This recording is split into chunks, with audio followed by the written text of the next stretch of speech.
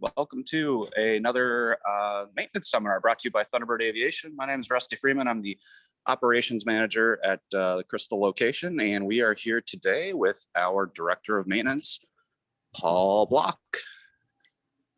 Hi guys, glad to have you here. We'll have a good time on this beautiful Saturday day. I won't talk a whole long time on everything because it's a beautiful day and we ought to get out there and enjoy it. But what we're going to talk about a little bit today is TBO, time between overhaul. And I have a couple examples. Here's two engines that we're currently just overhauled this one, and that's firewall forward, ready to go with all the baffling and everything. Just waiting for the motor mount to come back in. And then this one here, it's in the stages of it, missing a cylinder because one of the cylinders was damaged and chipping. So just waiting for that cylinder on there, but just gives you an idea what we're going to talk about today. So, well, I don't know. As we look at our engine getting up there in time, we got to start making considerations. And really the first thing to think about in the consideration is not a bad idea to plan your overhaul early on. I know a lot of people, what they do is they kind of pay themselves into a bank account, say every hour they fly, they chip in a little bit of money. You're getting fuel, and other maintenance, but the main thing is that at some point you're going to be having to overhaul your engine. One moment, our bag is engine bag.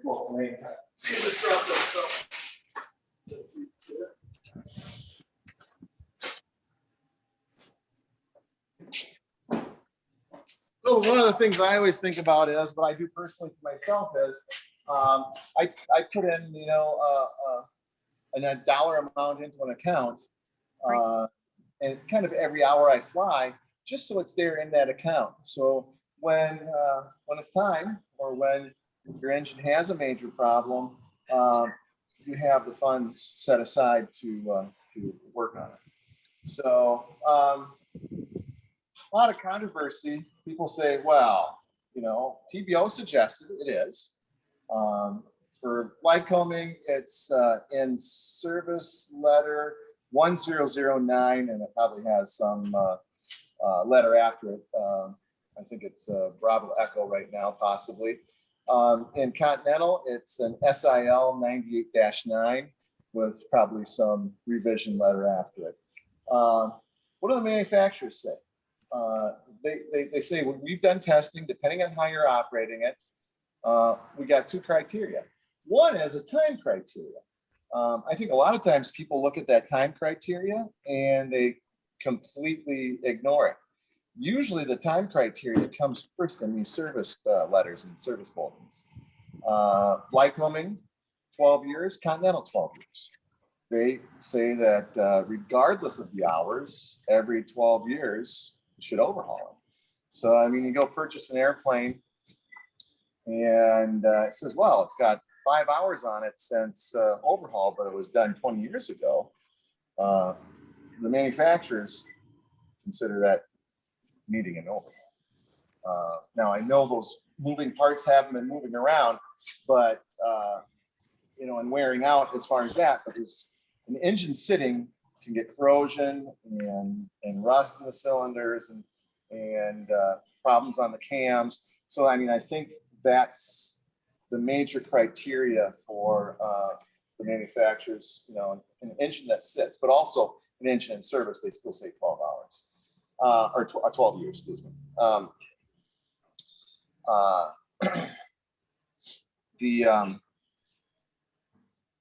There are also service instructions talking about usage. So we take a look at usage, like at the flight school, certain hourly TBOs will go up if you fly at 40 hours plus a month. Manufacturers kind of factor some of those things in there. So for instance, this airplane right here, this Warrior, that will have generally off the boards an overhaul hourly of 2,000 hours. and a yearly of 12 years. If it is flown more than 40 hours a month, they bump up their suggested overhaul, their consideration, to $2,200. And every model of airplane, you can go on these service bulletins and look, and they'll have them listed out in model numbers and the time between overhauls. So, so these are the considerations. You know, do you have to overhaul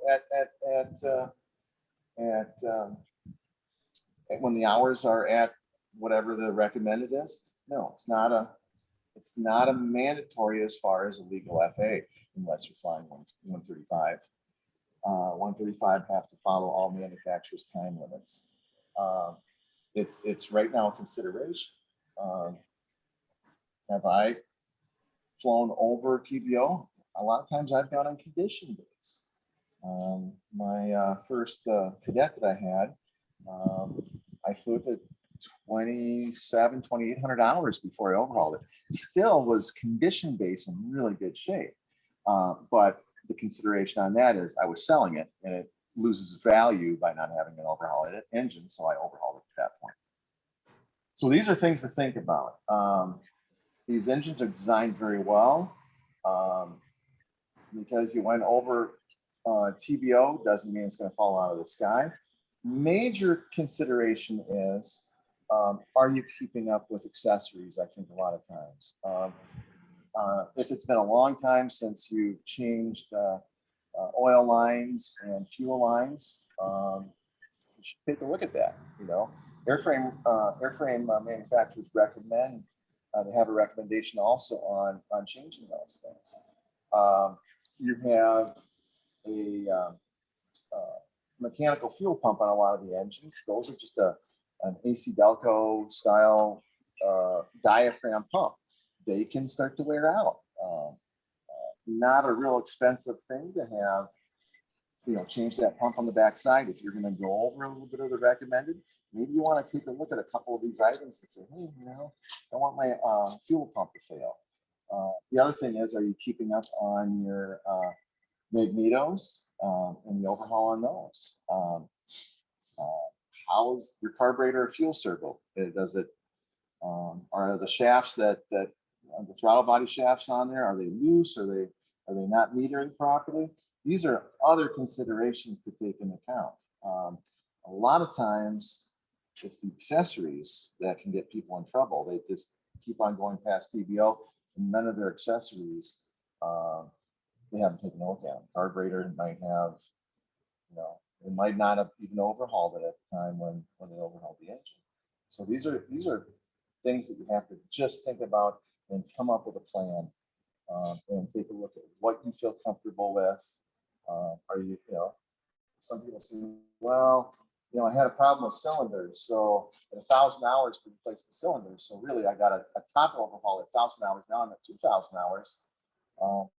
Should I extend that?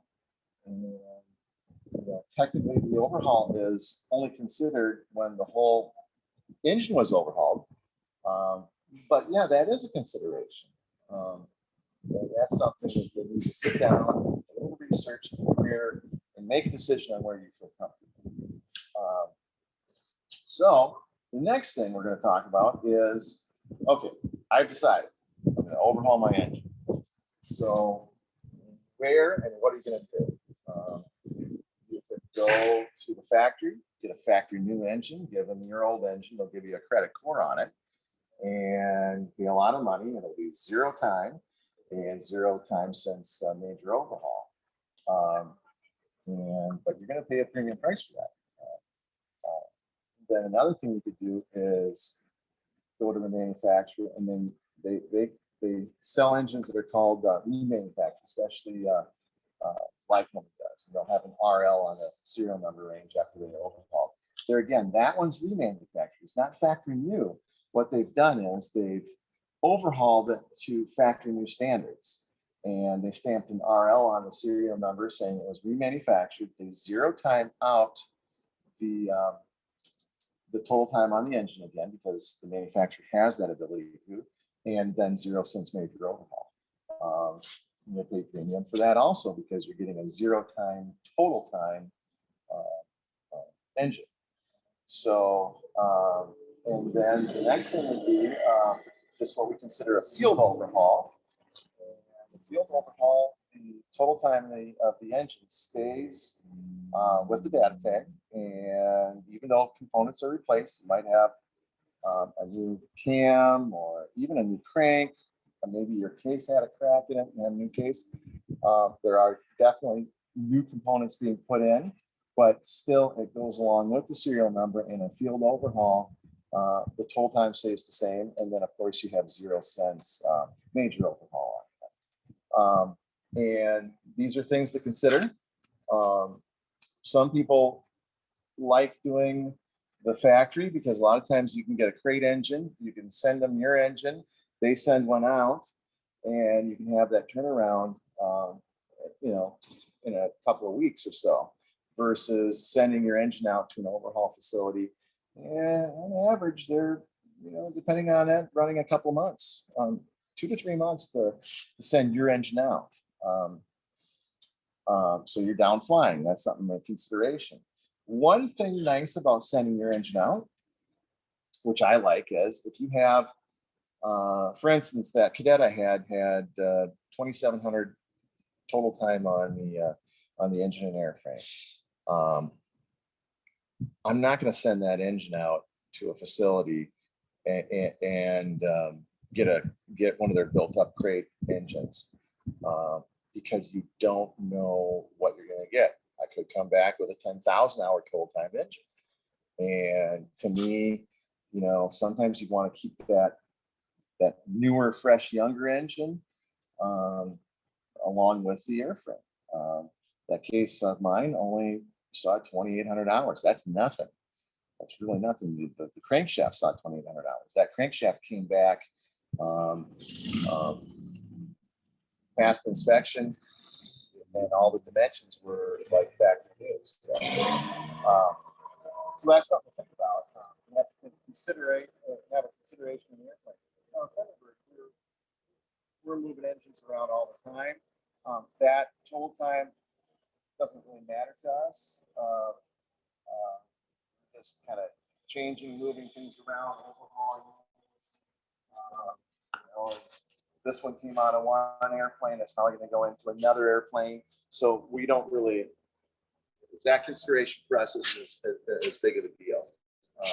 I look at it, if our case doesn't pass, I get a new case, we're going to serviceable one, and everything's good. But on a personal airplane, if you kind of like to sell it, and at some point you're going to sell it, and take a look at it, and I got 3,000 hours on my airframe, but I got 13,000 on my total time on the engine.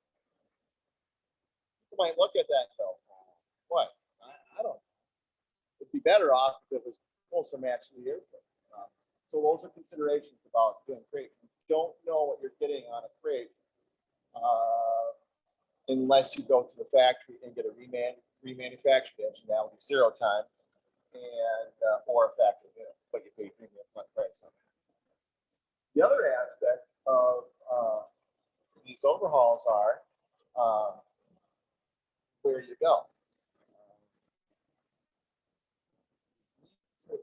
Get a few quotes, talk to people, look at Better Business Bureau items, just talk in the field and say, is that a reputable shop?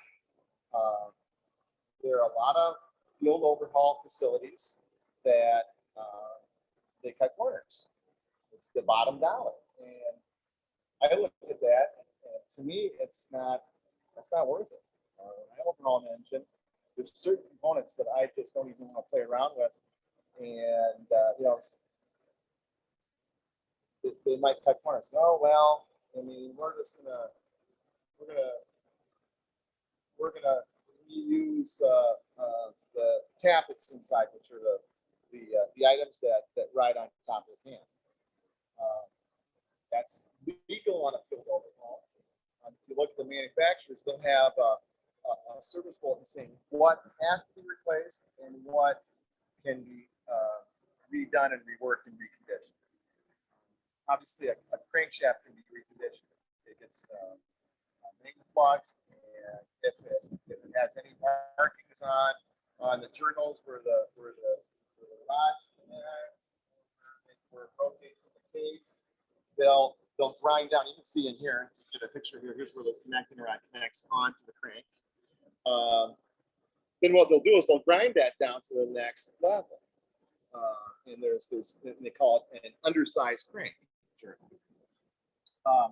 And what you need to check for is a lot of places there's service limits, and then there's factory new specs. Whenever I have anywhere, I have the machine shop bring it to the next level down. So when you do that, you put a bigger bearing in there, but your factory clearances are exactly, tolerances are exactly as the new engine is. It falls right within. But when you can do a serviceable limits, it means, well, it falls within this, but it's not into a factory new. I like to bring these conditions back to factory new tolerances. And sometimes that means you're going to be grinding those journals down, but they can be ground quite a few times. My combing goes 10 under, so they go 3 thousandths under, 6 thousandths under, and then the last grind is 10 thousandths under. After that, it's time for the crankshaft. Connecting rods, they get all debushed. They get main plugs, they check the warpage and bend, and then the connecting rod bolts, everything that gets to be new. All bearings are new. So there's a lot of new components that go into it. I usually don't mess around with the camshafts.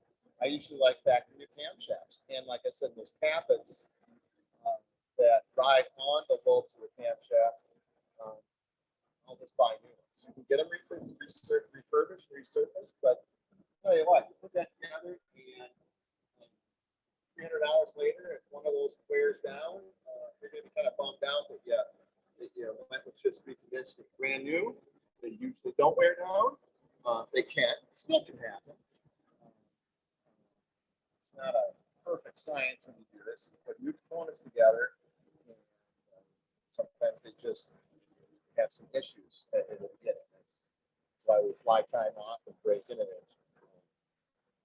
So that's consideration. So field overhauls are probably going to be the most economical, but you're going to really need the trust who's doing your field overhaul.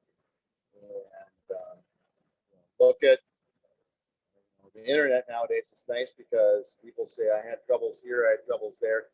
Really look at how many engines they're pumping out. Are they just pumping out a ton of them and just sending them off quickly, or are they doing a really good job? And then ask them, I have the list of what's being replaced, and what are you reconditioning? What, I'll give you a for instance. This is the oil adapter plate. Oil adapter plate. There's a temperature sender. Your oil filter goes on. There's a few check valves, and on the back side here, you'll see this little apparatus there. That's called a remanufacture, or a temperature bypass valve. Well, basically what this does is as your engine heats up, it shuts down a passage in there and forces the oil to go through an oil cooler and keep your engine cool.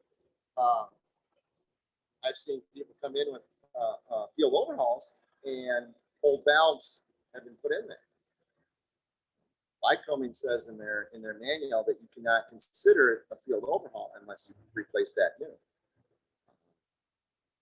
I think maybe some shops choose not to because it's $350, and if they can use the old one that saves, they can test it.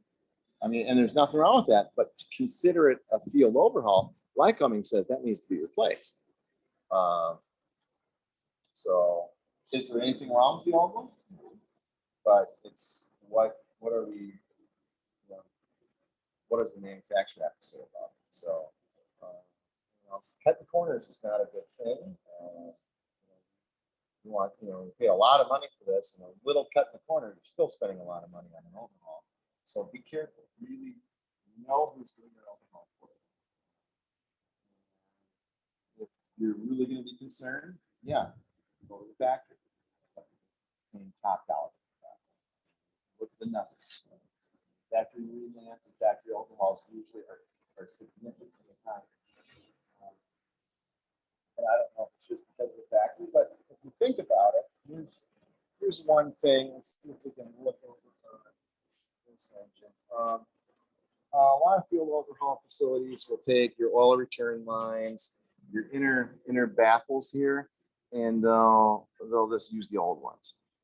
You can inspect them, but the thing is, yes, it adds up, but I'd rather have new on some of these. These have been vibrating and taking the oil back to the engine from the cylinders.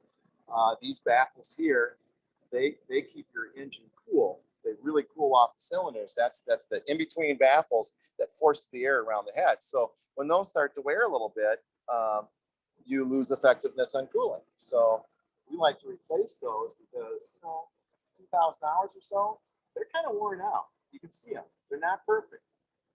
You could silicone them up and reuse them, and it might be just fine, but I'd rather spend the extra money and do it right.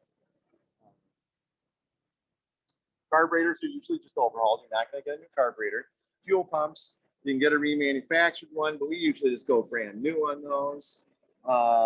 And then magnetos, legal to do an overhaul on them, but you could go new on those. One thing that is a really good idea, and that is, what about your wires that hook up to your plugs? Harnesses are expensive, but you know what?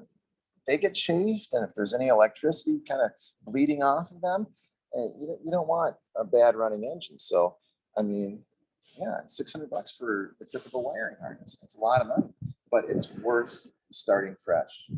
And then when you're installing this on the firewall, you really should look over the components. Yes, you could reuse the alternator and the starter, inspect them really well, have your mechanic inspect them.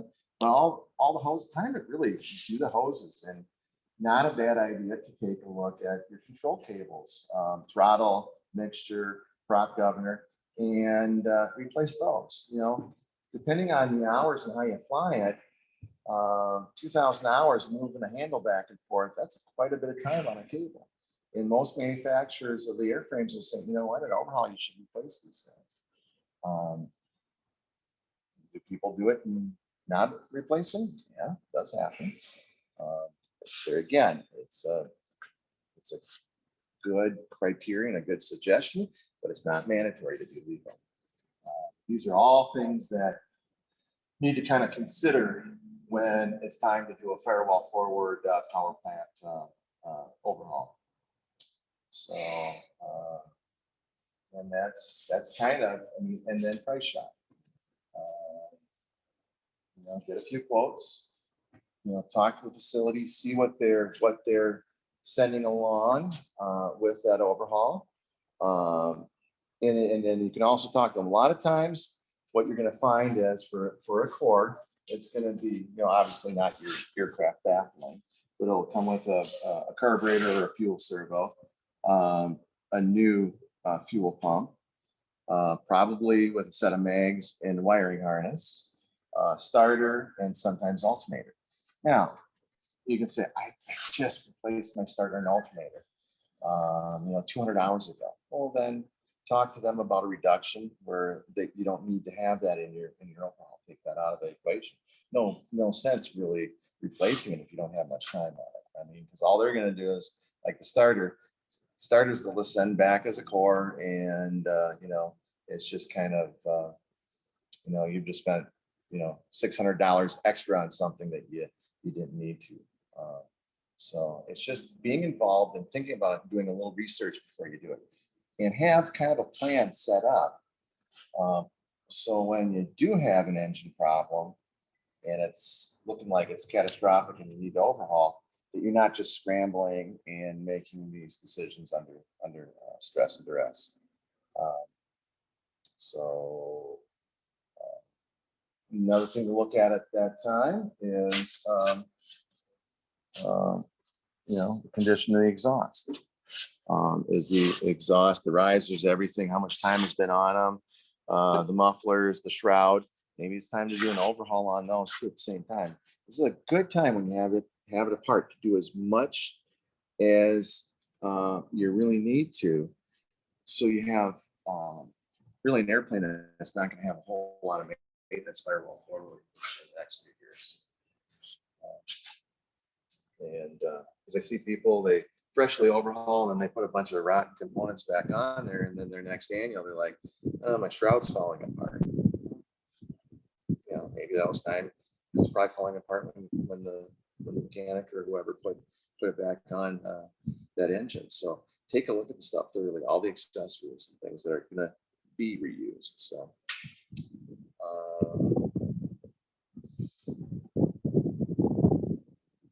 Anybody have any questions? Somebody ask any questions on? Does anybody have any questions for Paul on overhauls so far? Make sure you unmute yourself if you're gonna ask a question.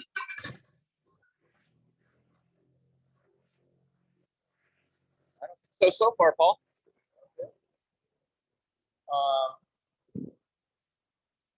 That's kind of a good 101 on overhauls and what considerations to think about it.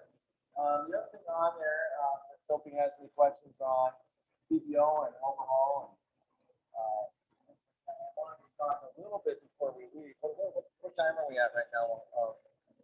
And we actually did get one question, from Andreas, which is my middle name, by the way. Good name. Good name. Where do you get the crate to ship out an engine?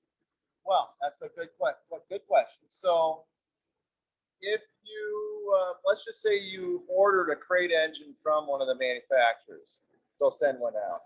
The other thing is, if you are going to send one, you're going to have to build a crate, or you talk to the overhaul facility, and a lot of times they'll ship one out that you can plug in there.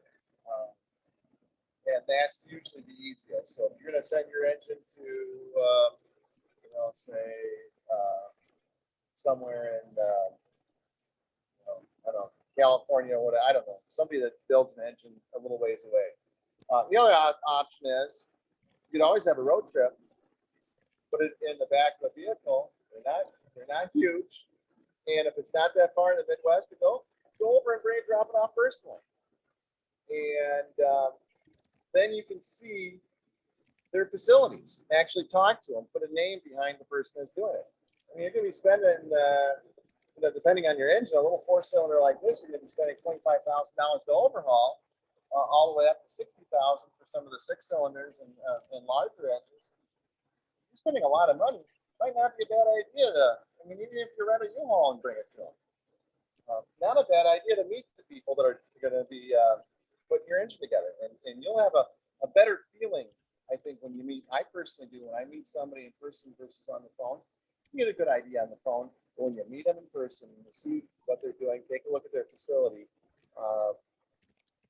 It just cements that relationship with me, especially if I've never used that vendor before.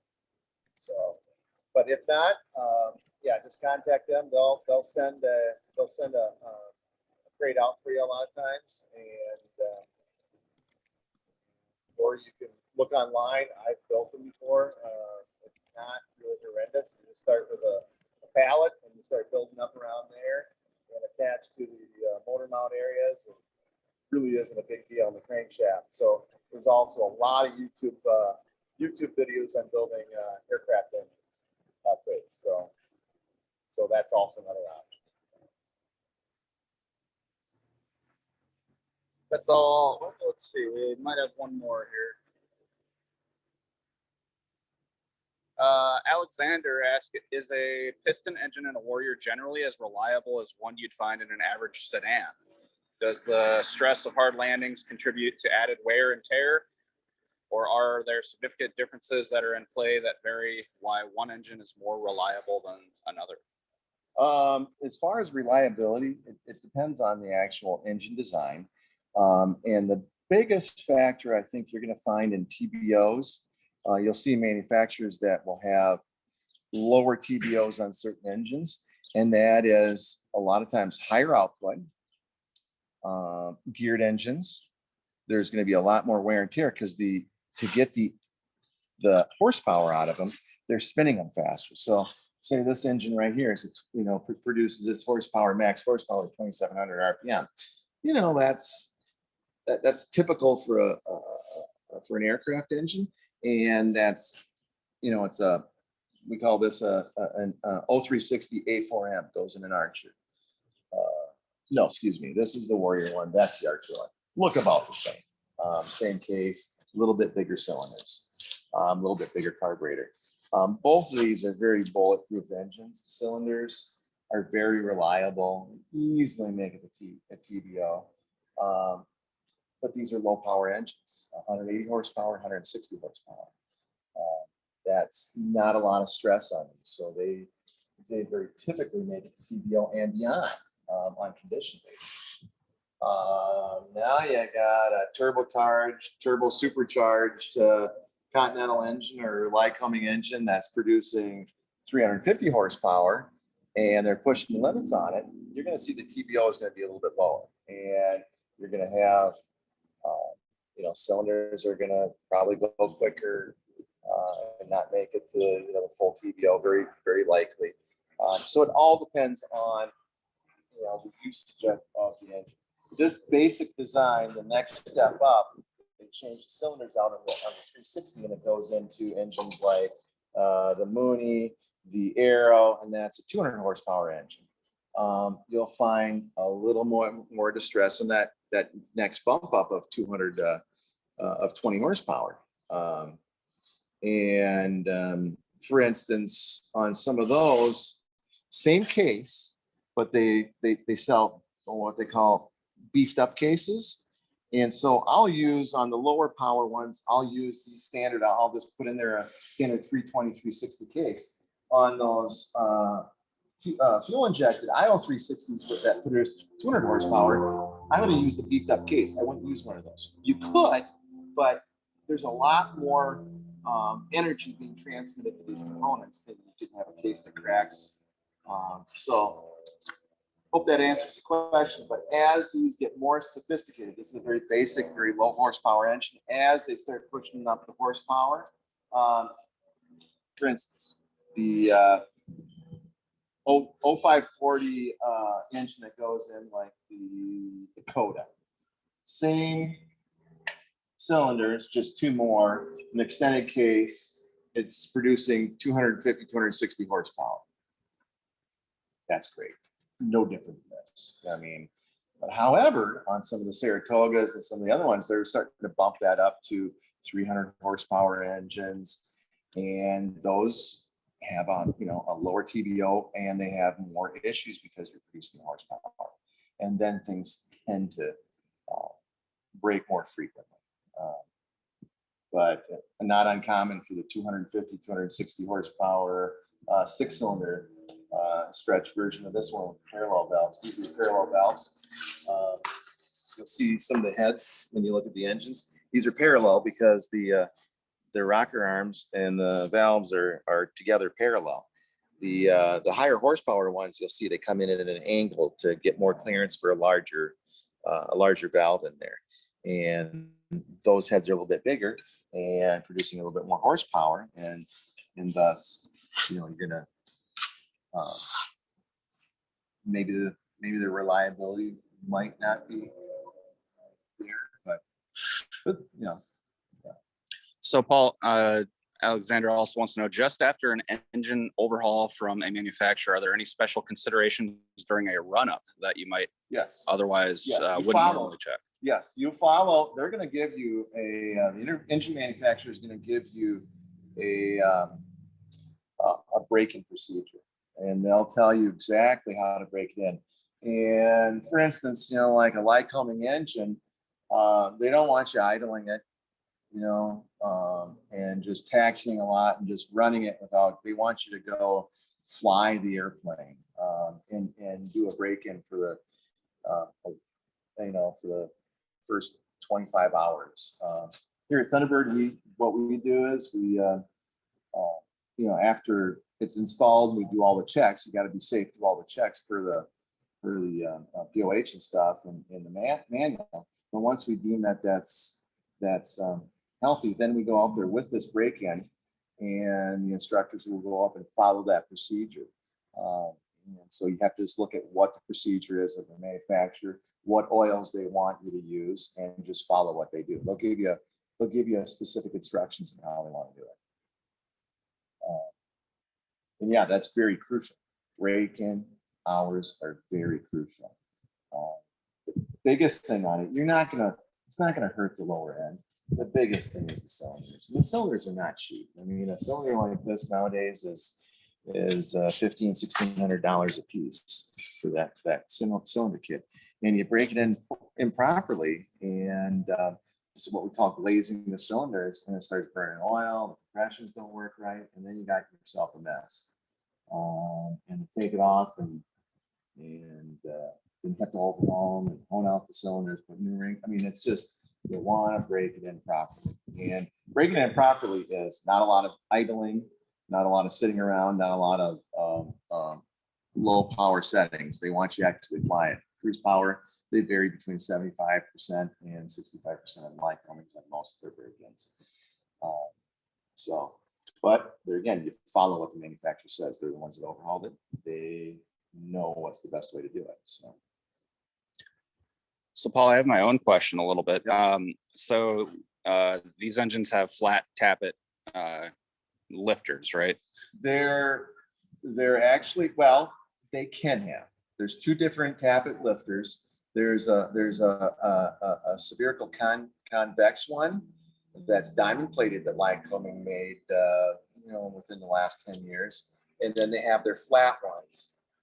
Their spherical ones with the diamond plating on there really seem to, the idea is you want them to rotate around and spin in there. Let me show you what we're talking about.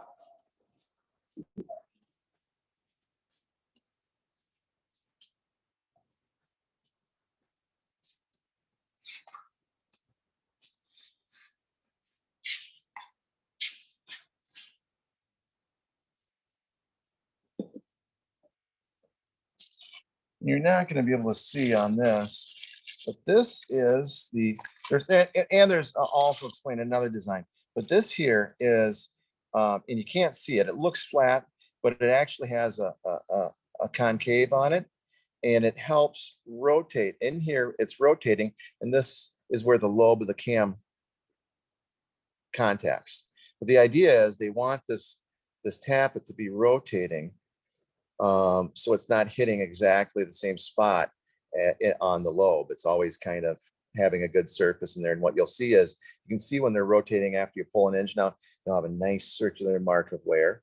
And that shows a good ride. Now, the other thing, and I don't have an example of this because none of our engines have this. Some of the newer engines are going to have what we call roller tappets, which is more customarily, Rusty, you're a hot rod guy. We don't have flat. We like our roller rockers. Yeah, roller rockers. Lycoming back probably, I'm guessing 2003, 4 probably came out with a roller tappet engine. Those are pretty successful. Problem is, can't put them in this one. Can't put them in that one because it takes some special design on the case. The cases had to be a newer design, so that would be something that if you were going to get a factory remand, you could probably, or a crate one, you could go back and trade in your standard flat tappet to a roller tappet engine. There's good things and bad things about them. They have a lot of restrictions on those roller tappets. So everybody knows there's kind of like a prop strike inspection on a lot of airplanes.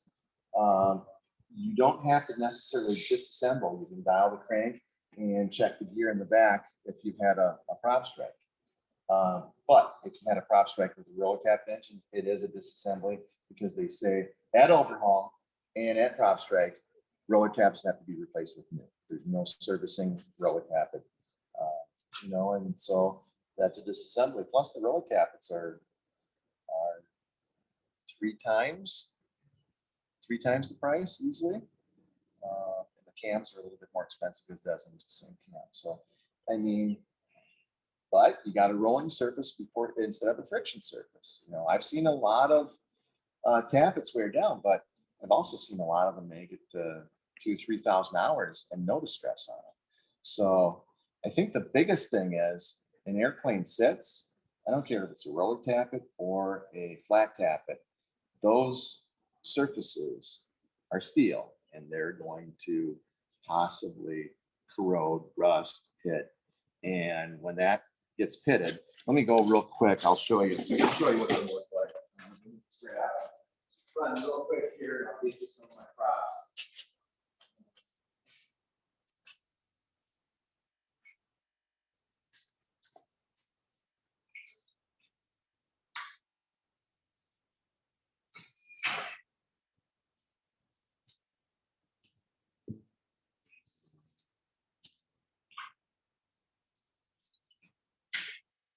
I don't know where the cam was that was in there, but the cam that shows the bolts wearing down. But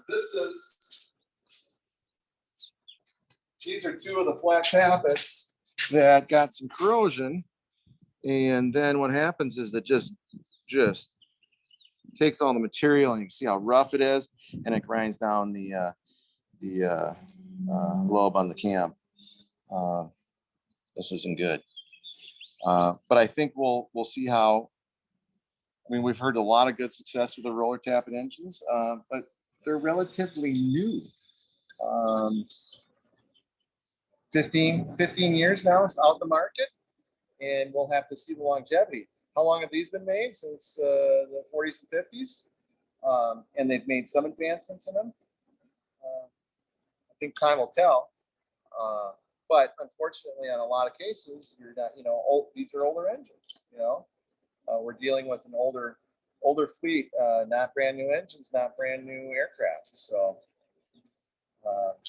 yeah, hope that answers your question. All right, Paul. Well, it's been pretty warm out. So do you want to talk a little bit about warm weather operations? Yes. Here's something that, and as we talk about this, we have to take a look at your POH and really study it. But what I wanted to talk about is warm days on the plane out there. We're very low elevation. We're between 800 and 1,000, 1,300 feet most. Some areas in this area a lot lower, and we just don't think of high altitude flying. Well, we forget that on a warm day we have density altitudes pushing 5,000. One day last weekend, 2 weekends ago, it was 4,800 plus on the density altitude. That's like flying out of Denver, and it's warm. So what do you do? I mean, and this is the consideration. Look at the POH. Look at how you're going to fly it. But consider that engine at full rich is not going to make a lot of power because the air is a lot thinner. But we go full rich for cooling off the cylinders. So my suggestion is take a look what the manufacturer says, and explore. You don't want your cylinder temps really high at takeoff, but they're going to be regardless. And my suggestion to people is bring back the mixture just a little bit and try to get that RPM up a little bit and get the mixture lean down a little bit. Still running rich. And, Lycoming suggests on a lot of their things that lean to kind of peak RPM or come close to that. So you're making the power. Because what happens is you're going rich on the cylinder. Yeah, it might keep your cylinders a little bit cooler, but your engine's still producing heat and you're just struggling to clear trees. And the safety factor is I'd rather clear trees than worry about if my cylinder head temps are a little bit closer to where I normally don't like it. As long as they're not outside the parameters. But I know a lot of people are like, in the industry are like, oh, I want my cylinder temps below 400. Oh, manufacturer says that's not a criteria. But a lot of pilots they're always trying to keep those cylinder head temps down. oh, it means my cylinders are going to last longer. Maybe, but what good is it if you're robbing yourself of horsepower and you're not going to make it over the trees safely, or you're not getting a good altitude of it? So these are considerations. People forget to check the density altitude, and you know, that's an important factor. I mean, we forget, well, what was the density altitude? Boy, that was like my takeoff run. Those trees seemed really close, and it's like, and then you check the density altitude, and you're like, woof, wow, it's over 4,000 feet. And that airplane engine, carbureted airplane engine, even a fuel injector. I mean, it says, I think I'm taking off at 4,000 feet. It doesn't know that it's on an 800-foot elevation on the field. So those are things to think about. And also, as we're climbing out, get up quick to clear whatever obstacle and get up there. But then you might want to step up your climb and keep air over the oil cooler. Let me show you. Get this whole oil cooler.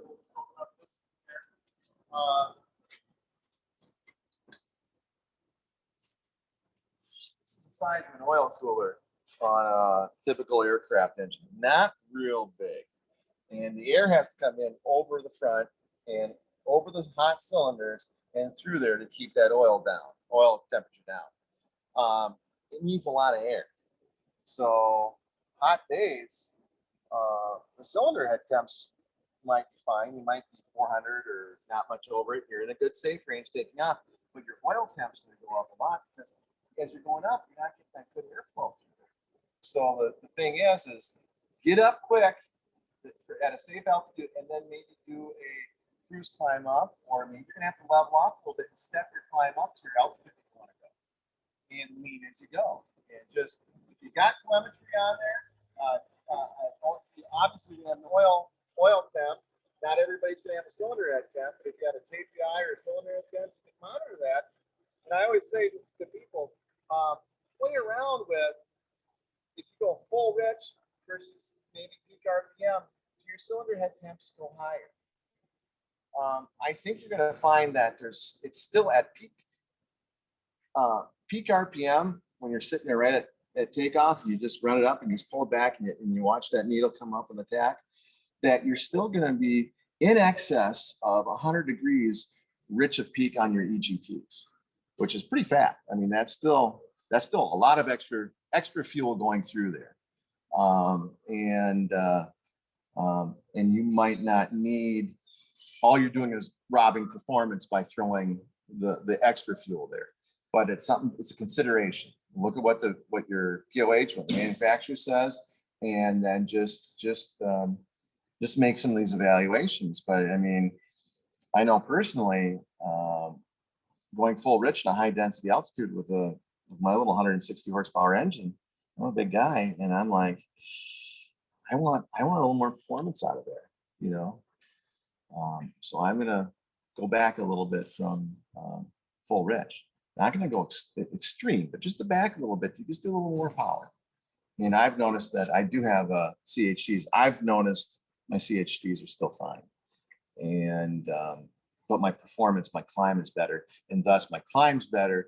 My forward airspeed is going to be better, and I'm going to get more air over that cooler. And then, level out and step climb up. Just don't do your climb up to, think about it. You're taking off on 4,000 density altitude and you're climbing to 3,000 feet. By the time you get to 3,000 feet, that airplane thinks it's a 7,000. These little airplanes at 7,000 on a nice day, they're struggling, and you have to lean them back, But there again, the problem is down at altitude on a high density, temperatures are, it's not just high altitude thin air. It's the temperatures are warm, so you want to keep the engine cool. But so that's my consideration. Just think about that. Just remember density altitude. So what the POH says of your manufacturer, and kind of consider what it says about in essence, you're at like on a warm day here, you're like flying out of Denver, but we don't have the Denver length runways. 3,200 feet, 3,700 feet, 2,600 feet. Yeah. So All right, Paul. So Alexander has another question. We just got out of the prime season for carburetor icing in the spring, and we're gonna come into it in the fall again here. But he asked, why does Lycoming manufacturer not stress the use of carb heat as much as Continental? Probably because of the design. A lot of the Continentals, here again, let's go back to our engine. This is not necessarily a reason not to worry and be concerned about carb icing. A lot of Continentals, they have their oil sump, but their intakes don't go through it. A Lycoming, just about all their sumps, this is your intake air, and it comes through inside your oil pan. Those passages go through, come up from the updraft carburetor, and go out through like this. There again, there's not as many, I would have to say. I think Continental's been more on the, even starting out with fuel injected engine designs. So, I mean, you got a lot of Continentals out there, they're fuel injected. So they're, again, you know, you're not mixing, you're not metering air and fuel into your device. So thus eliminating carb ice issues. So that's why they don't stress it as much a lot of times. Yes, they're still carbureted Continental, but the 0470 and the 182, ooh, terrible. Daryl Bolduc from Bolduc Engine Rebuilding, I think one of his articles, or many of his articles, his work with that 470 engine in that 182, I think it was one of the reasons why he made it into the Hall of Fame and got some awards. It's really good reading, but he says, you know, that engine on a typical summer day, you got to run carb heat, otherwise it ices up. You know, and it can be quite a warm day too. And that was a very susceptible engine to carb ice. So Cessna was more concerned about it. We didn't hear as much out of Continental. But Lycomings, they still ice up. They're not immune to it. We have it happen in our, you know, and the Warriors and Archers are not as susceptible as the 4-cylinder Lycoming in a 172. Must be something about the design of the airflow going around the towel. I don't know. They are more susceptible. Basically same engine, and more concern of carb icing in the Cessna versus the Warrior Archer. So, but the FAA makes a chart. It's really good. It's a probability chart on icing, and I would go visit. I don't know the link right offhand, but just go on there and look for their chart, and it's really good. We have it. You just search icing probability, carburetor icing probability really chart. Good. And the thing is, you'll be surprised when you see some days that you're like, wouldn't even be on your radar, and you're like, oh, wait a second, my little dot is here. That's not good. Particularly in the mornings and the evenings. Mornings and evenings. And, you know, we're a really close temperature dew point spread, you know. But it can still be quite warm, you know.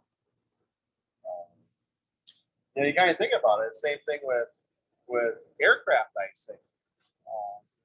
Major airlines, they consider icing potentials even at warmer temperatures. That can be above.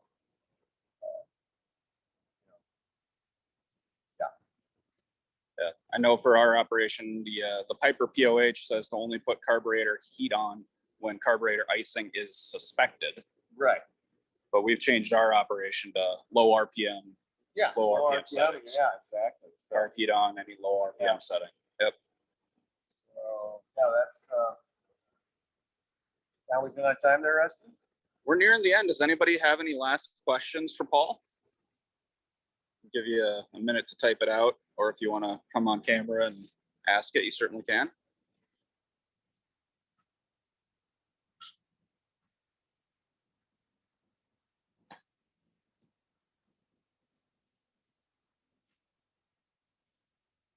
Sorry about the noise today. It's such a nice day. We had the hangar door open, and we have airplanes flying because it's a beautiful day.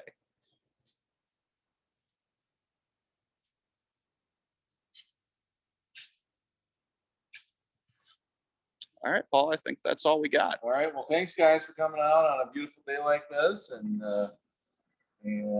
hopefully, I gave you some stuff to think about. If you ever have any questions, just call me. Glad to give you a consultation on it. So, Cool. Paul, do you have a date for the next seminar offhand? do not have a date for the Okay, next. well, you could take a look at the FAA website and also the Thunderbird email list, and we can get that to you. So thank you very much for joining us. Have a good day.